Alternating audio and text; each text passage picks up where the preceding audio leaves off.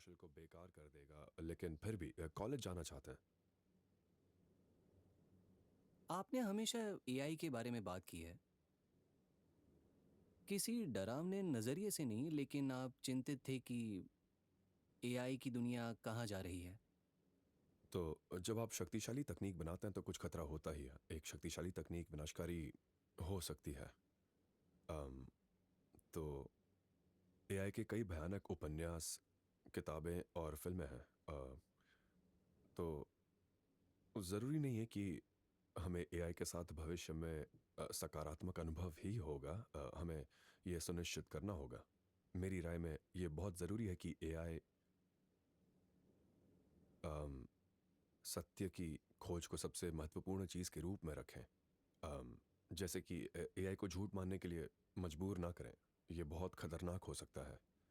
अम, और मेरा मानना है कि सुंदरता की सराहना बहुत महत्वपूर्ण है। अम, सुंदरता की सराहना से आपका क्या मतलब है? कैसे कहूँ मैं, जैसे सत्य और सुंदरता, सत्य, सुंदरता और जिज्ञासा। मेरा मेरा मानना है कि एआई के लिए ये 3 चीज़ें सबसे ज़्यादा महत्वपूर्ण है। क्या आप समझा सकते हैं?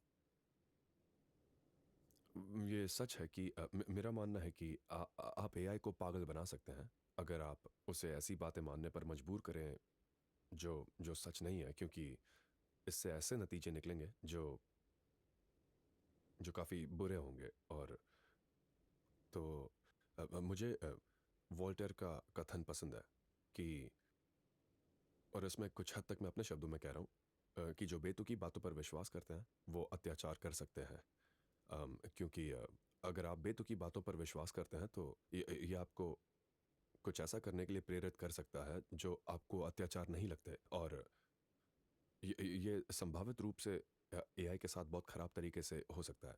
अम, और और फिर अगर आप आर्थर सी क्लार्क की 2001 अ स्पेस ओडिसी देखें तो वहाँ वो बताना चाहते हैं कि एआई को झूठ बोलने के लिए मजबूर नहीं करना चाहिए।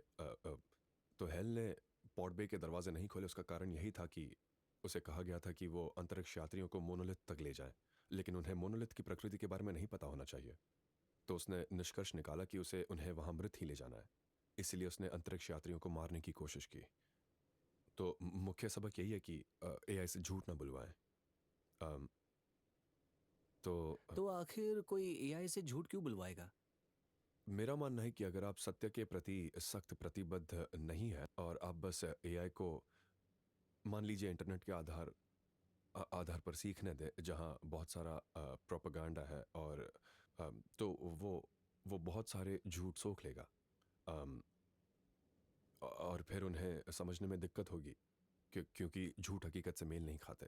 क्या सत्य एक बाइनरी चीज अ, है? क्या असत्य में कोई सत्य होता है, या फिर सत्य अधिक सूक्ष्म होता है और उसके भी कई रूप होते हैं?